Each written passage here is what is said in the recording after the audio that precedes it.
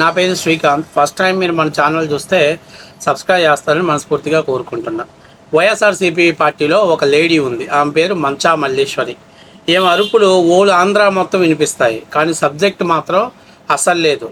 మన పెద్దోళ్ళు సామెత చెప్తారు, బుర్ర ఆవగింజంత గోళ్ళు లేనటువంటి వ్యక్తి ఎవరయ్యానంటే మన మంచా మల్లేశ్వరి. ఇంటికాడ తినేయటము, ఈ టీవీ షోస్లోకి వచ్చేసి పెద్ద పెద్దగా అరిసేయటం అనేది ఒక ప్రణాళికగా పెట్టుకుంది. ఏం అరుపులు ఎట్లా ఉంటాయి అంటే, అరే ఏదో కుళాయిల కాడ ఆలుడు కానీ కొట్టుకుంటారే, అంతకంటే దారుణంగా ఉంటాయి. మామూలుగా ఈ మధ్య వైఎస్ఆర్సీపీ పార్టీ తరఫున వివిధ టీవీస్లో లైవ్ డెబ్యూట్ షోస్కి పార్టిసిపేట్ చేసేది.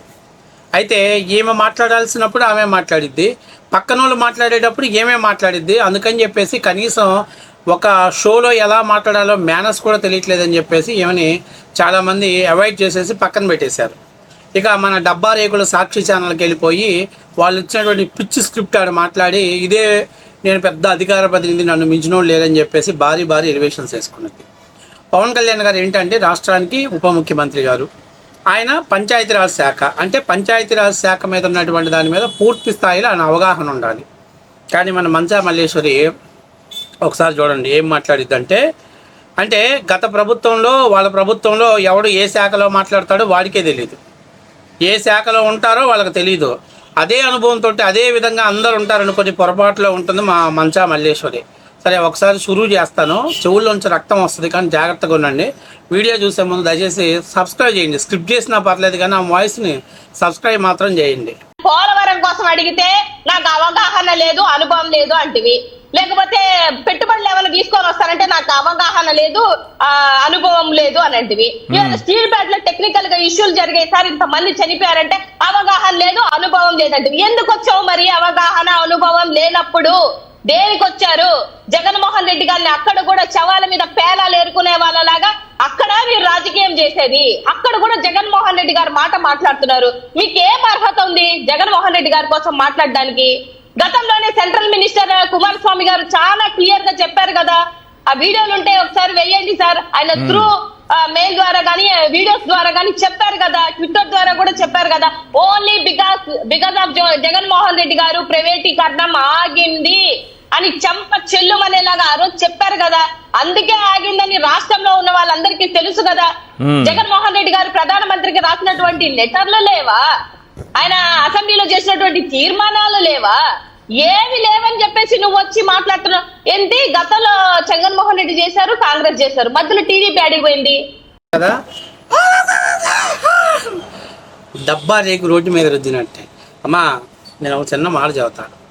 మీ పార్టీలో ఎవడు ఏ మినిస్టరో కావాలంటే ఈరోజు 2019లో ఎవడు మినిస్టర్గా ఏ శాఖలో పనిచేశాడు ఎవరన్నా క్విజ్ అడగండి, ఎవడు సమాధానం చెప్పడు. దానికి కారణం ఏంటంటే అన్ని శాఖల్లో అన్నీ మాట్లాడతాడు. ఈరోజు పౌర సరఫరాల శాఖ కొడాలి నానిగారు మాట్లాడమంటే ఆ శాఖకి ఇంకొక మంత్రి వచ్చి ఎక్సైజ్ శాఖ మినిస్టర్ నారాయణ స్వామి వచ్చి మాట్లాడతాడు. లేకపోతే రెవెన్యూ శాఖ పెద్దిరెడ్డి రామచంద్రారెడ్డి మాట్లాడమంటే ఇంకొక ఆయన ఎవరు మన కొడాలి నాని లాంటి వచ్చి అంటే ఎవడు ఏ శాఖ చేస్తున్నాడో, ఎవడు ఏ శాఖ తరపున రెస్పాన్సిబిలిటీగా ఉన్నాడో వీళ్ళకి తెలియదు. ఇవాళ నేను అడిగేది ఏంటంటే పోలవరం గురించి అవగాహన తెచ్చుకోవాల్సింది ఎవరు? ఇరిగేషన్ శాఖ మినిస్టర్ నిమ్మల రామానాయుడు అడిగితే పోలవరం ప్రాజెక్ట్ ఎక్కడ దాకా వచ్చింది, గతంలో మీరెంత బాగా చేశారు, లేకపోతే ఎలుగొండ ప్రాజెక్టులో నీళ్లు లేకుండా జాతికి ఎలా అంకితం ఇచ్చారు, ఇలాంటి దరిద్రమైనటువంటి అన్నిటికీ సమాధానం చెప్పడానికి నిమ్మల రామానాయుడు రెడీగా ఉన్నాడు. ఇక పరిశ్రమలు, పెట్టుబడులు, ఇదెవరు? రాష్ట్ర పారిశ్రామిక మంత్రి. గతంలో మీ మంత్రి అంటే బొబ్బట్లు, అప్పడాలు, మామిడి తాండ్రాలు, జిలేబీ కొట్లు, నూడిల్స్ ఇలాంటి వ్యాపారాలు చేసేటువంటి ఒక సన్నాసి చిల్లర కొట్టు నడుపుకునేవాడిని మినిస్టర్ చేశారు. సో మీకు ఆ రోజు అవసరం.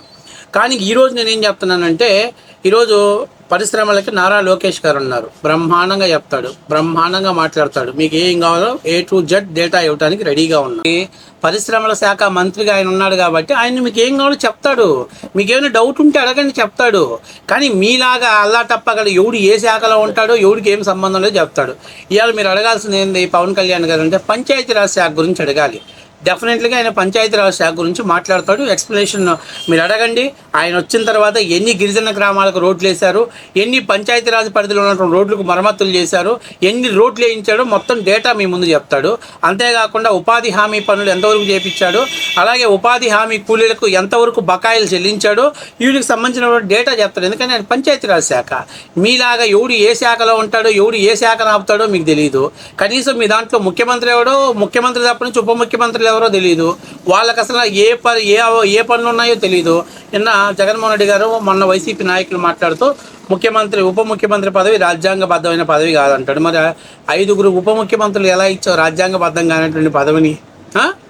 రాజధాని అనేది ఎక్కడుందో ఏమో, దాన్ని ముఖ్యమంత్రి ఎక్కడ ఉంటే అక్కడ రాజధాని అంటారు. మరి రాజధాని అనే పదం రాజ్యాంగంలో లేకపోతే 3 రాజధానులు ఎట్లా చేసావు? నేను అడుగుతుంది అదే.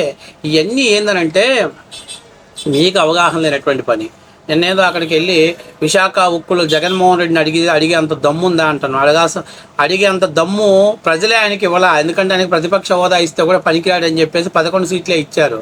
కాబట్టి మనం ఏంటంటే ఓరిక షోలోకి వెళ్ళి బ్యా బ్యా అని గాండ్రు కప్పలాగా అరవటం కాదు, మనుషుల మీద ఫైట్ చేయటం కాదు. నీకు ఆ సాక్షిలో అయితే ఆ ఈశ్వరగాడు భజన చేస్తూ ఉంటాడు. అంతేలమ్మ మల్లేశ్వరమ్మ కుమ్ము సైకిల్ గాలిలో కొట్టినట్టు కొడతా ఉంటాడు, టైర్ ఉబ్బినట్టు ఉబ్బుతూ ఉంటావు. కానీ మిగతా ఛానల్స్లోకి వెళ్ళినప్పుడు ఒక డిసిప్లిన్ ఉంటుంది, ఒక పద్ధతి ఉంటుంది. ప్యానల్లో కూర్చున్నప్పుడు ఫస్ట్ నువ్వు మాట్లాడి తర్వాత మాట్లాడుతున్నప్పుడు వినాలి, వినిన తర్వాత దానికి సబ్బట్టు కౌంటర్ ఇవ్వాలి. అంతేగాని ఇలా పిచ్చిగా అన్నీ నువ్వే మాట్లాడి రన్నింగ్ కామెంట్లు కూడా నువ్వే చేస్తుంటే అందువల్ల నేను షోస్కి పిలవట్లే. ఫస్ట్ ఆఫ్ ఆల్ నువ్వు షోస్లో ఎలా ప్రవర్తించాలో ముందు ట్రైనింగ్ తీసుకో. తర్వాత పవన్ కళ్యాణ్ గారి గురించి మాట్లాడుతూ, పవన్ కళ్యాణ్ గారి పనితీరు గురించి మాట్లాడుతూ. కాబట్టి నేను చెప్పేది ఏంటంటే ఫస్ట్ ఆఫ్ ఆల్ నువ్వు నేర్చుకోవాల్సింది డిసిప్లిన్ ఎలా ఉండాలి, షోస్కి వెళ్ళినప్పుడు మిగతా పార్టీలతో పార్టిసిపేట్ చేస్తున్నప్పుడు ఎలా ఉండాలని నేర్చుకో. అది అయిపోయింది. ఇక విశాఖ ఉక్కు నేను అడుగుతున్నా, ఏం వదిలేస్తే విశాఖ ఉక్కుకి 16,000 కోట్ల రూపాయల ప్యాకేజీ కూడా మేమే ఇచ్చాడు. జగన్మోహన్ రెడ్డి ప్రభుత్వంలో అప్పుడు ఎల్వి సుబ్రహ్మణ్యం గారు చెప్పేశారు, విశాఖ ఉక్కు నమ్మేసి బ్రహ్మాండమైన రాజధాని కడతా ఉన్నాడంట. ఆయన నీకు దన్నం దోత మా వల్ల కాదని చెప్పేసి ఆయన బయటకు వచ్చేసాడు. జగన్ ప్రభుత్వ హయాంలో రోజుకి 2 మెట్రిక్ టన్నులు మాత్రమే ఉత్పత్తి అయితే ఈరోజు 6 మెట్రిక్ టన్నులు ఇనుము ఉత్పత్తి అవుతున్న పరిస్థితి ఏర్పడింది. అట్లాగే జగన్ ప్రభుత్వంలో కేంద్రం నుంచి 0, కానీ కూటమి ప్రభుత్వంలో 12,000 కోట్లు ఇచ్చారు. జగన్ ఫ్యాక్టరీకి ఏమైనా సాయం చేశాడా రాష్ట్ర ప్రభుత్వం నుంచి అంటే 0, కానీ ఈ ప్రభుత్వం 2,600 కోట్ల రూపాయలు సాయం చేసింది. కాబట్టి ఊరికే పిచ్చి మాటలు ఈ ప్రభుత్వం వచ్చిన తర్వాత దాన్ని ప్రైవేటీకరణ చేయట్లేదని అనౌన్స్మెంట్ చేస్తే గతంలో జగన్మోహన్ రెడ్డి గారు చెప్తే చేశారు. జగన్మోహన్ రెడ్డి గారు చెప్పారు కాబట్టి ఆగిపోయింది.